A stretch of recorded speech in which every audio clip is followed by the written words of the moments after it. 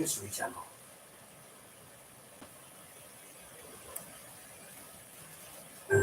Ferrero Rocher. Laat je meeslepen door zijn magie. Ferrero Rocher. Magie die ontstaat uit de heerlijkste sensaties. Knapperig en smeuig. Ferrero Rocher, maker van magie.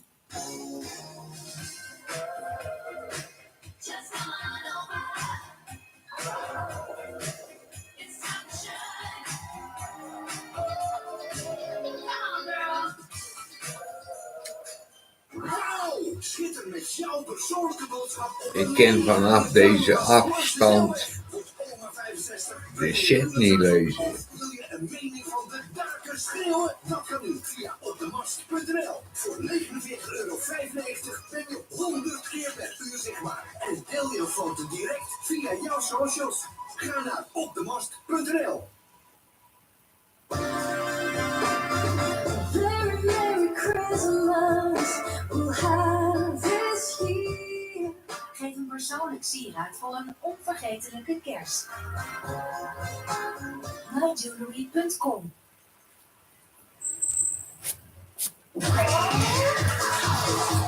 Basis, prima keuze. Jongens, ik kan vanaf deze afstand de chat niet lezen.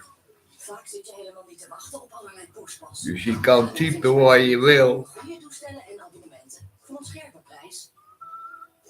Jij wil uitpakken met een echt origineel cadeau? Wij hebben de eerste sokken waar je wel blij van wordt. Kies met de Mediamarkt cadeaukaartsokken zelf het bedrag om iemand mee te verrassen. Want tijdens Relaxmas vind je voor iedereen het perfecte cadeau. Mediamarkt. Waarom zoveel ruiten barsten? Buiten koud en binnen hete lucht op de ruit. Vanuit zo'n sterk kan de ruit Dus barsten. een kerel Te laat is. We injecteren onze unieke op internet en uw ruit is zo sterk. Kies uw Carlos. en die wil mij vermoorden Kan morgen al als via internet. Ik heb mijn telefoon uit moeten zetten. Want hij deed mij de hele nacht bellen. Het is niet nodig om altijd En dan kon ik niet in slaap komen. Met de nieuwe Fluoriel Renew. Het reinigt zacht terwijl het de kleuren herstelt, zodat je kleding tot 3 keer langer meegaat.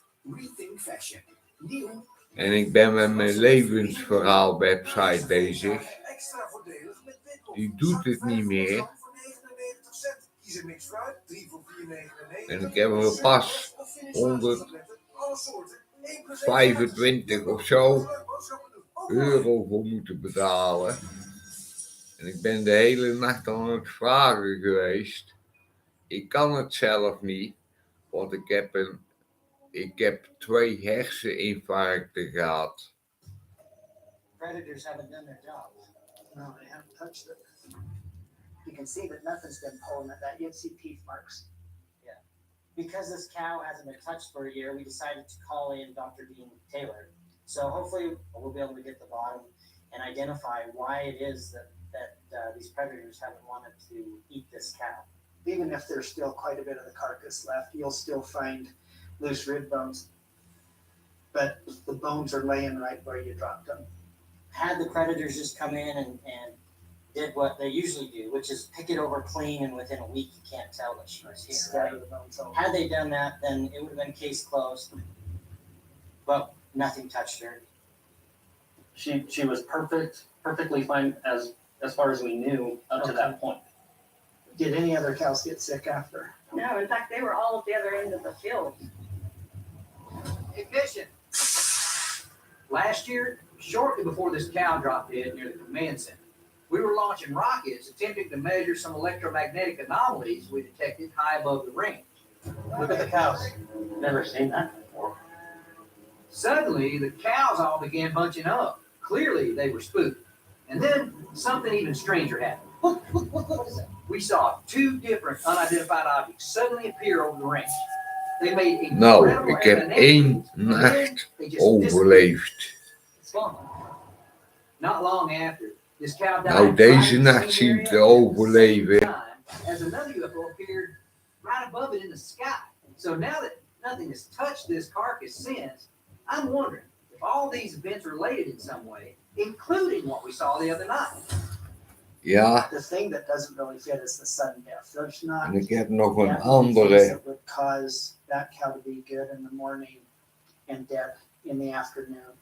Even if it was a rapid death from pneumonia, I would expect that cow to be standing off, open mouth breathing, coughing. With pneumonia, usually you're going to have a pretty clear indication that that's Dus the ik heb case. alleen nog maar op internet contact. You know, decompose right or. Never seen one of those. Want ik heb nog een telefoon, Acute pneumonia wouldn't be the. maar die heeft nog maar 15%. No. In fact, predators probably would seek them out. Yeah. And that was another one of them was that I noticed was no insects. There's something about that carcass that I don't like. All of the entrails are still within inside the body cavity, and I don't know what would cause animals not to touch this cow in a year's time. I think I'd like to take a sample of that hind leg right there, Okay. where it's still got some covering. En dan around kunnen it ze and me ook skin. niet meer bellen. Looking at this animal, Want dan there isn't begint really anything die, that's gonna say this animal died of this. So we're gonna sample. Die draait er alweer met mij constant te bellen. Yeah, that'll be perfect. So hopefully. Dan kan ik punt 1 niet slapen. Find something up there to send us down a path at least. En punt 2, dan gaat de batterij van mijn telefoon leeg. Is this him here? Yeah. Alan. Hey, Eric, how are you? Great. How are you? Welcome to the ranch. Hey, Travis Taylor. Travis. Eric has invited Dr. Alan Garfinkel to come out to the ranch to examine the petroglyph that Ryan Skinner showed us on the side of the mesa a couple of days ago. Now, we're all hoping that he can shed some light on whether or not these carved images might be important clues about the phenomena that we've recently experienced out here. So you guys know Alan is an archaeologist, anthropologist, and a petroglyphs expert. En mijn anus doet ook verschrikkelijk zeer. Honored. Love to see him. I've been working in the field of ethnography. Want ik heb al anuskanker gehad. My En die efforts voel and ik nou expertise ook. are on the desert west, specifically the Great Basin. Ik heb and net about the indigenous 2 people of the Great Basin. ibuprofen ingenomen. Let's see some adventure.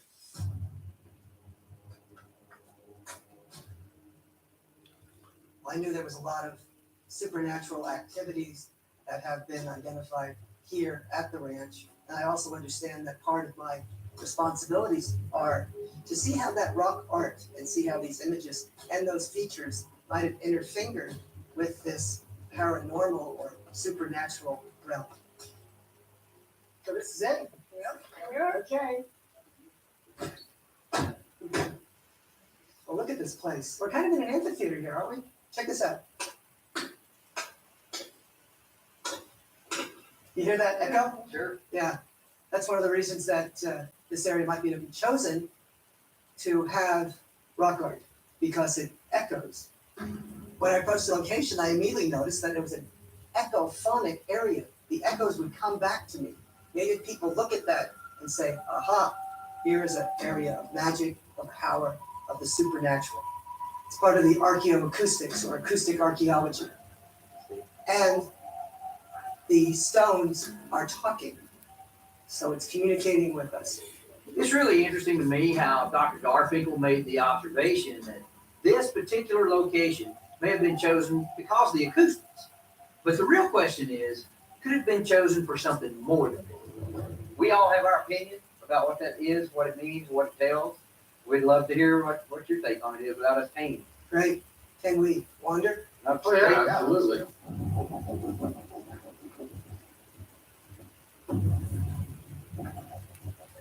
Wow. A little bit of eye candy, huh? Ik kan vanaf deze afstand de chat niet lezen. Dus ik lees jullie chatly. Ik kan dat niet zien. En ik heb geen zin om die laptop op mijn schoot te nemen. Now, can you see pecking happening here? Yes, you can see if you look very, very closely, you can see that this has been packed and incised into the rock. But what I'm looking at is these curves. It's a metaphor for a serpent or a snake. For the Aztecan people hailing from the Aztecs, etc., we're talking about an animal that is a metaphor or symbol of life and death. Snakes represents two different worlds. So it's a guardian to the portals. The portal is a window into the supernatural. There is a